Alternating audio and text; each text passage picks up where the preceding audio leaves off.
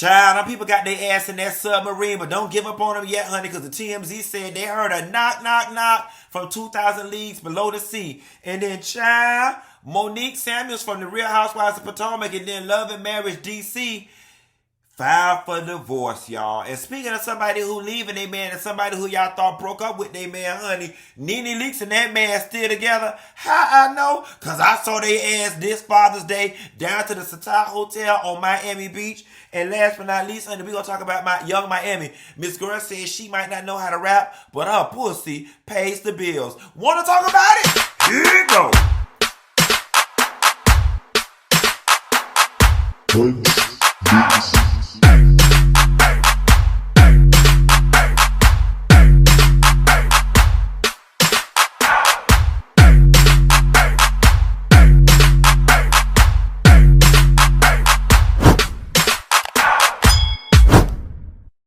So girl, we got to get it started in white people news with the story that has been dominating the news cycle for the last 2 days. And it's these rich people who got their ass in that submarine and went down there playing with that damn Titanic.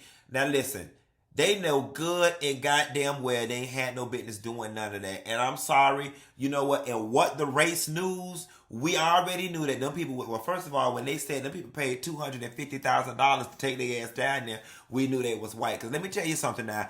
Black people, there is black people out there that got $250,000 extra dollars laying around, but it damn sure ain't for no one-way ticket to death, okay? Let me tell you something. Them people tried to float their way to hell going that low down below the sea. Listen, if I'm going to go 2 miles anywhere, it's going to be 2 miles up. At least I might fuck around and run into heaven or discover heaven the way Columbus discovered America. I damn sure ain't finna go down towards the ground, baby. Do y'all know what's down there? The devil, hell, fire and ice. You know why the ocean got so much water? Because it got to cool all that damn fire from the devil. Okay, I'm not going down there playing with that devil. They say, devil, you ain't got nothing here. I'm holding on to my life and have no fear, no pain. Listen, to be human is to be curious, right? And don't get me wrong, the historian in me and the curious part of me is fascinated with the story of the Titanic. But I'm not going to lie to you, my curiosity has been satisfied with the countless documentaries that we have seen where scientists have sent robots through the different chambers and hallways of the Titanic. Here is my thing, and you just have to use a little bit of logic here. I can completely understand wanting to go down and see it. But what were you going to see that had not already been seen? It's not like the passageways of the Titanic were large enough for the submarine that y'all were in to go in and out and weave in and out. That was impossible.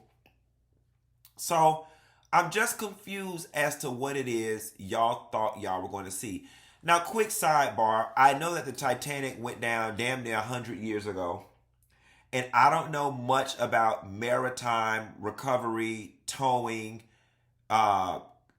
construction, anything of that sort. Y'all drop that in the comments and let me know, is there a technology available in 2023 where we can tow or recover a vessel that is 2 miles below sea?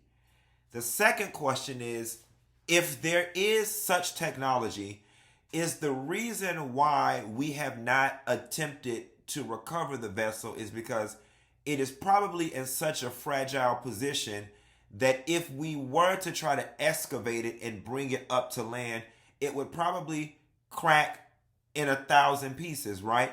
But that is where I would have been more interested in spending that much money.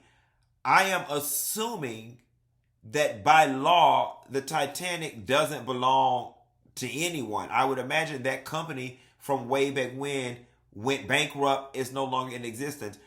I would imagine, or unless the government has issued it and made it some type of protected whatever. But I would be more interested in them bringing the Titanic up to the shore and then us exploring it that way. Let's spend our monies that way. And if there are laws put in place to keep people from doing that, use that money to lobby to get those laws changed. Listen, if we could shoot up children in schools and people in the churches and shoot people on their front door, and the NRA keep the gun laws as open and as loose as they are, then I'm sure we can spend our money to get the laws overturned for the Titanic. Okay! Now listen, I just got down on the TMZ today, and they said through their sonar radar technology that in 30-minute intervals, they have been hearing a knocking sound from the submarine, which gives a small glimmer of hope that those people are still alive and that they can use sonar detection to detect the location of the submarine. Now, they had experts speak on it and said that it would take an unprecedented miracle that if they did find that submarine, that they were able to retrieve those people alive. We are definitely at the 11th hour. And, we're going to try to keep hope alive. But with the amount of oxygen that's located in that thing, the amount of people down there breathing up the oxygen, when you start going into what is called hyperventilating, you start sucking up more oxygen. Things don't look promising. And them people ain't had no business taking their ass down there. It felt like a suicide mission to me in the first doggone place.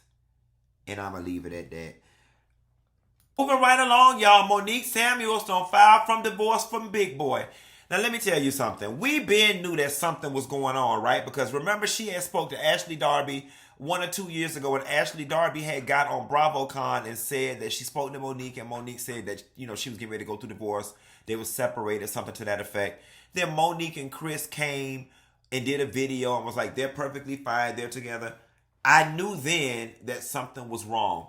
However, I commend any couple that says, we're going to try to work this out. Or maybe they were just embarrassed and wanted to save face. Or maybe they wanted to be the ones to tell their own business. Now, I didn't watch 30 seconds of Love and Marriage DC. But everybody around me, all the people in my comments were saying it was very obvious on that show that she was annoyed with Chris and they were not doing too well, so on and so forth. And then a lot of people speculated that going into season 2, Monique did not do the show because she didn't want to go through a divorce on the show. And I guess, they worked it out. They tried to work it out. And they've just gotten to a point now where they can't work it out anymore and they've decided to file for divorce. And let me tell you something. It is always a sad thing to see a family dissolve, but there is life after divorce. And sometimes there is, not sometimes, when you file for divorce from a healthy place, from an amicable place, from a this is what's best for our children because they see us being happy, loving, or whatever, then divorce is okay.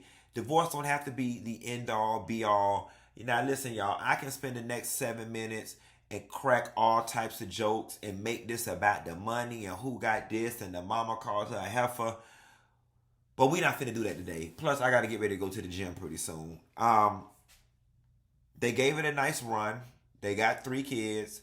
She told Giselle she had 4 homes. Hopefully, sister girl get 2 of them in the divorce. I don't know what Chris money looking like, but they struck me as the type that did pretty all right with their money and had it invested. Oh, Monique said her husband's money was invested very well. I'm pretty sure Monique will be just fine financially, lifestyle-wise. When it comes to being a working mom, this would have been a perfect time for her to have been on The Real Housewives of Potomac. Not that everybody wants to go through a divorce on TV, but this definitely would have ensured a couple years worth of checks. And that Giselle and that damn Robin show would have been happy. Nevertheless, girl, you could have been making that $1 million, $800,000 a season. Because I'm a firm believer of being paid for your pain. You going through the divorce. It's embarrassing, and you're going to feel those emotions with or without the cameras rolling. You might as well get paid for your pain. Speaking of getting paid for their pain, to somebody who's not gonna cry, they ain't not gonna cry, they ain't not gonna shed no tears. Listen, I don't know if Nene was talking about Yoni when she put up that narcissist post and everybody was talking about her and Yoni broke up. But child, I was down to the Satai Hotel on Miami Beach this Father's Day, having Father's Day brunch. Don't ask me who husband I was with and who kid's father I was with. Just know that I was in the building with the celebrities and the rich people that's rich like this and not like this. I was in the building, bitch. Like Jocelyn Hernandez said, it's all my bad bitches in the building. I was in the building. And guess who else was in the building? Nene and Yoni, bitch. I hugged Nene and said hey to Yoni. And girl, now quiet as it's kept. One thing that was odd as hell, the first person I ran into was Carly Red, honey. She was down there with Carly Red. I recognized Carly, first hugged Carly, said, hey girl, what's going on? I miss you, ain't seen you in a while. And she was like, oh, Nene right there. When I turned around, Nene was right there with old nasty denim halter top on, titties was just sitting right. Yoni had on old maroon, old Africa tunic pantsuit, looking good, honey. They looked good. And them hoes when they sat down and ate. Now Carly Red was with some street looking nigga that looked like he got a felon and drive trucks. You know, she like her a thug. She was with Kansas City Mo, who down in prison right now for getting all the PPP money. And this man, Carly Red, was with, look like he probably got the rest of it. But that's neither here nor there. This story is about Nene. I said all that to say, Nene and that man is still together. Oh, and then my friend called me Sunday and said, Nene and that man just checked out of the W Hotel. So maybe they was fighting, maybe they wasn't, maybe Nene wasn't even talking about Yoni. But I'm going to tell you one thing I do love and respect about Nene. She said, I'm going to let y'all say whatever the fuck y'all want to say in them goddamn blogs. I'm holding on to my man and have no fear, no pain, no pain, no gain. Leave that woman alone. Listen, y'all, the last thing I'm going to talk about is Miss Carisha. And it's just, it makes me think about that Missy song, Pussy Don't Fail Me Now. I gotta turn his mother out so he don't want nobody else but me and only me. So Carisha also took a stab at that Lotto song, Rip Me Out the Plastic, I've been acting brand new. And in it, she got a lyric where she say, rap for what? This pussy pay the bills. And then she goes on to say, cause y'all always saying I can't rap, but I ain't never gotta rap. Life is great. Do y'all see how I'm living? I ain't never said I was no lyricist either, though. Let's explore that for a minute. We not finna sit up here and pretend like the City Girls is goddamn the most best lyrically inclined rappers out there. They fell into rap by mistake. Timing was right. It was catchy. Young girl life and culture was sitting in a place as a result of social media, Instagram influence, and reality TV that made Carisha, JT, and the City Girls brand right for the picking in the whole I'm selling pussies for bags arena. All right? The City Girls have never been rappers. We don't look at them like we look for a Nicki Minaj feature. They've been aspirational to the young hood girl. And Carisha's lyric about rap for what? My pussy pays the bills. I'm going to tell y'all something. I love it. I love it. It's in line with her brand. Some people like she reduced herself to prostitution.